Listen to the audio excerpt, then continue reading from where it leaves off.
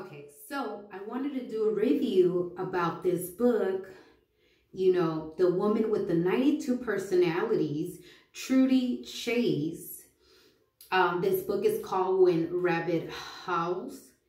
It is very recommended for those of you who would like to know the psychology, the trauma behind child, sexual molestation, and the trauma that it brings. And so this woman, Truddy Chase, was raped by her stepfather. What is sick about this is that her mother knew that her pedophile boyfriend was doing this to her little girl, and yet she allowed it to continue.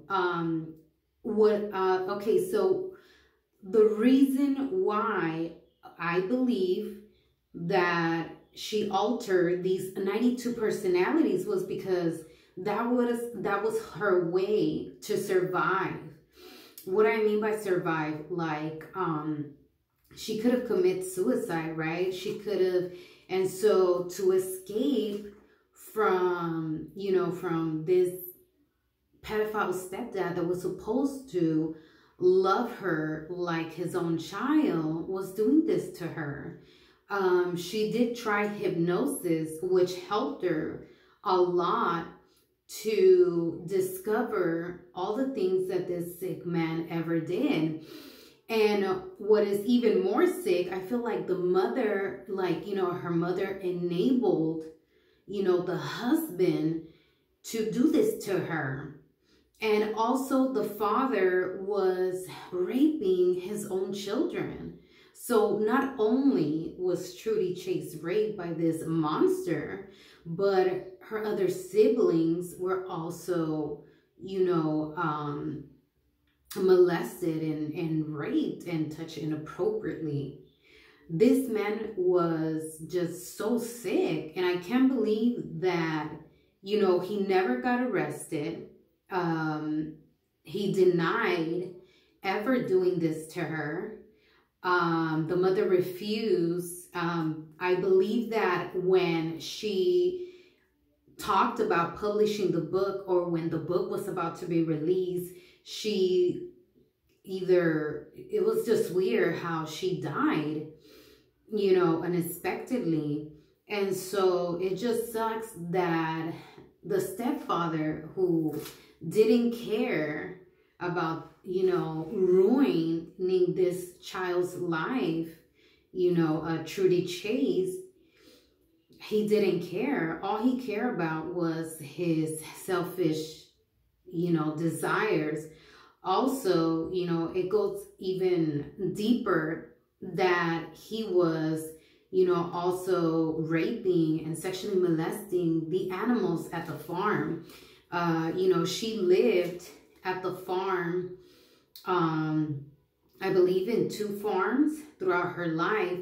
And that's where the whole, rape started. She says that it was just like right immediately, she had, vivid memories about, this barn. And she remembers, the air. She remembers, her dress being lifted up. And, she thought that it was the wind, but it was like, it wasn't the wind. It was the stepdad putting it up at 2 years old. And she knew that that made her feel uncomfortable. And, she just saw this huge man, and of course you're going to be afraid, and, she wasn't able to scream. She wasn't able to, I felt like she didn't have a voice. She wasn't gonna, yes, I'll be done right now. She didn't have the voice to, to defend herself, She was just 2 years old. And, also what it is crazy was that he was killing these animals as well, that he was raping and molesting. He was killing them. He was killing them because he was afraid that the neighbors we're gonna see something, maybe the animals were reacting odd. So he would just, you know, use them, do his nasty shit upon them, and then disposed of them. And so this is how he installed fear, by doing that, you know, in front of Truddy Chase throughout her teenage years, you know, I mean, before that, she had told her mother, and her mother didn't say anything. Her mother was, in fact, just very mad about it. You know, she was mad at the fact that, why is it that you're complaining when, you know, when your father was a drunkard, when your father was like doing all these bad things, but then look at this man. This man is feeding you. This man is taking care of us. This man, like, really? You're going to say all that to a child that is telling you, your own flesh and blood, your daughter, that is being raped by this fucking monster? Like, what the hell? And, you know, there's also this part where it says that the mom was in it too. The mom was doing that to her as well. So it was like she had no way out, you know, no way out of this. You know, she couldn't trust her own mom. You know, she felt that she was alone in this. Truddy Chase, you know, also mentioned in her book the times where, you know, she wasn't letting herself anymore to be raped by this fucking monster, her pedophile stepdad. And he was being a pee-pee Tom. You know, he was like, he would just find ways. This is how sick this man, like, is, right? Like, when she was taking a shower or something, there was like some type of, I don't know if it was like, not the window, but something like I think it was just made out of, I don't know, like some type of wood or something that he was able to kind of like move or something, and you were able to see. And like, she felt that. She felt his eyes just looking at her. And what is sick about this is that also, like, when she would use the bathroom, when she was sitting down, you know, she was mentioning that she would try to shower. She would try to use the bathroom when he wasn't there.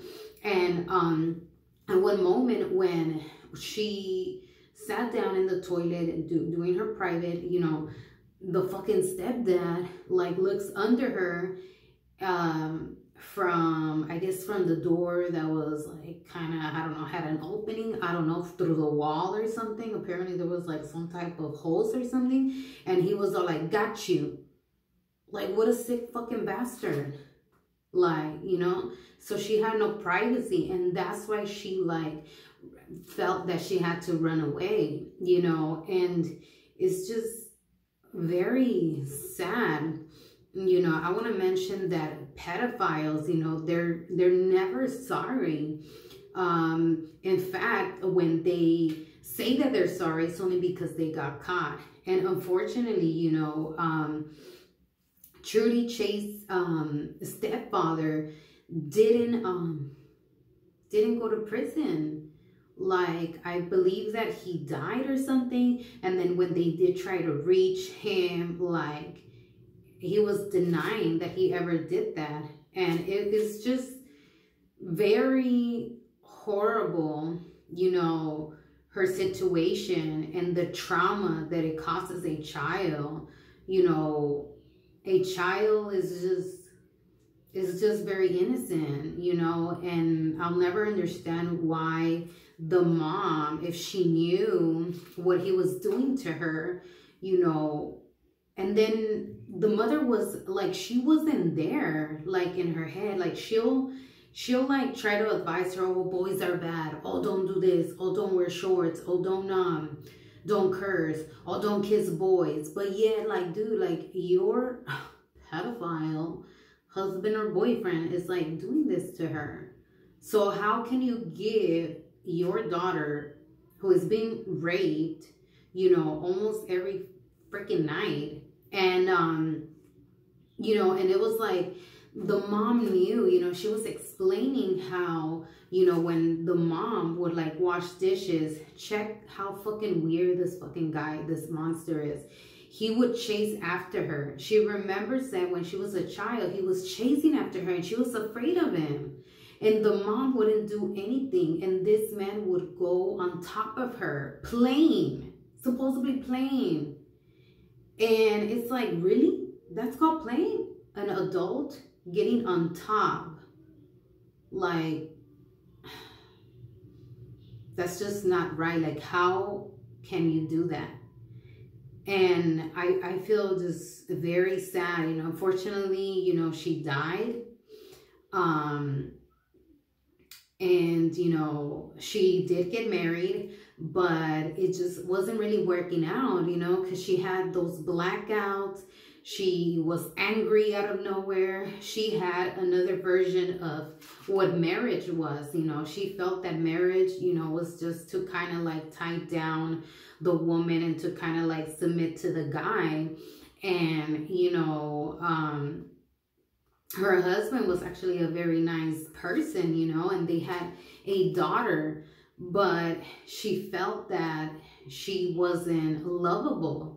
She felt that all the trauma, you know, that she ever been through, but she was also a very smart woman. She was like a real estate, you know, her 92 personalities really helped her be so successful in life.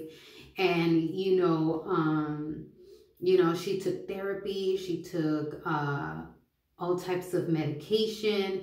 And I'm just glad, you know, because her book, When Rabbit Howls, you know, has changed the lives of many. In fact, many victims from incest, from child rape, you know, child molestation have come forward about it, and, you know, and how it affects them.